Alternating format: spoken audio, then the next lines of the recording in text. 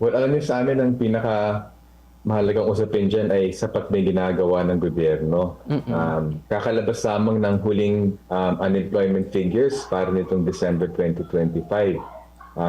Naulat ng gobyerno lumaki to 4.4% ang unemployment rate nitong December 2025 kumpara sa nakaraan taon na 3.1%.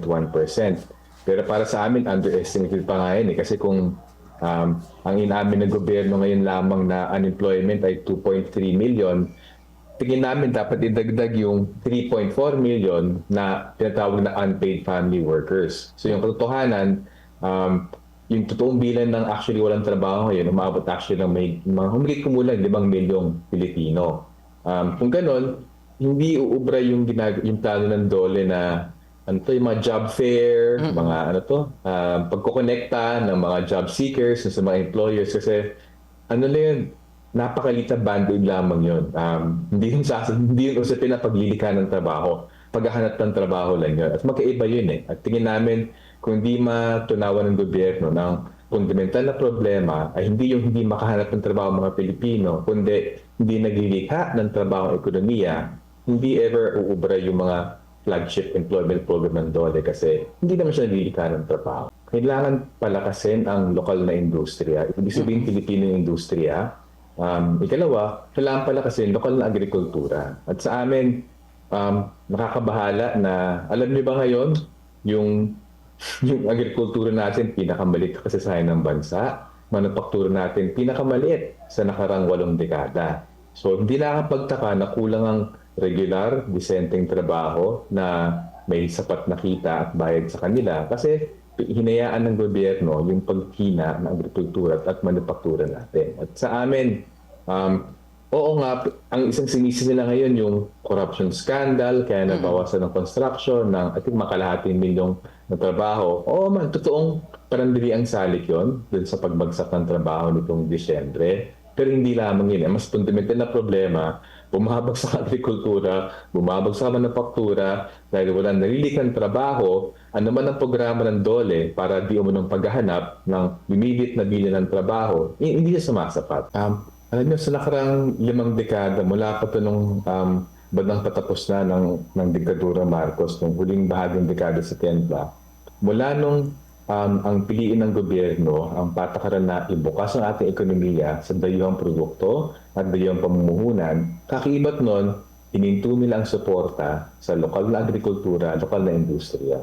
So, doon kami nagtataka.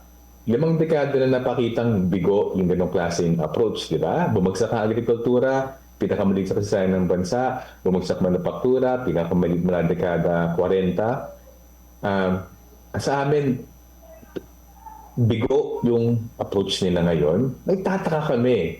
Napakita ng bigo yan. Ba't yung Mm. pinipilit, di ba? Ba't di kayo matuto ba sa ginagawa ng US and China? Nakatingala tayong lahat ngayon sa ginagawa ng US at China kasi abatat silang bansa. Hanggang ngayon, grabe yung bibigay na protection suporta ng Amerika sa kanilang mga semiconductor firms, sa mga paggawaan ng bakal. Yung China ganoon din. Kaya ang dami-dami mga electric vehicles ngayon, kaya ang dami-daming Chinese solar panels dahil binibigyan ng protection at suporta ng China ang kanilang industriya ng electric vehicles, baterya at solar panels. So, hindi namin talaga maintindihan.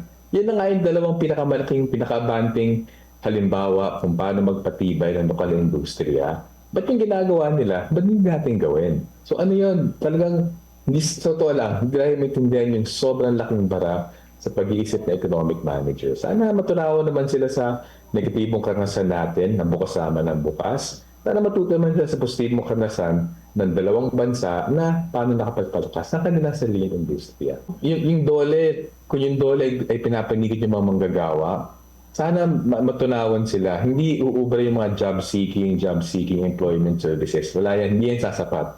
Kailangan talaga yung mismong struktura, pundasyon, industriya ng Pilipinas palakasin. So para sa amin, sana matunawan ng gobyerno kung seryoso siya na magkaroon ng sapat at disenteng trabaho sa bansa, kinakailangan ng matibay na pundasyon sa Pilipinong industriya. So sana pag-isipan niya ng gobyerno, sana kumawala sila dun sa pagmamahal sa dayuhan. Wala may interest ang dayuhan na pumirintado. Interest ang dayuhan, makinabang sa atin. So hindi nila kasalanan yan.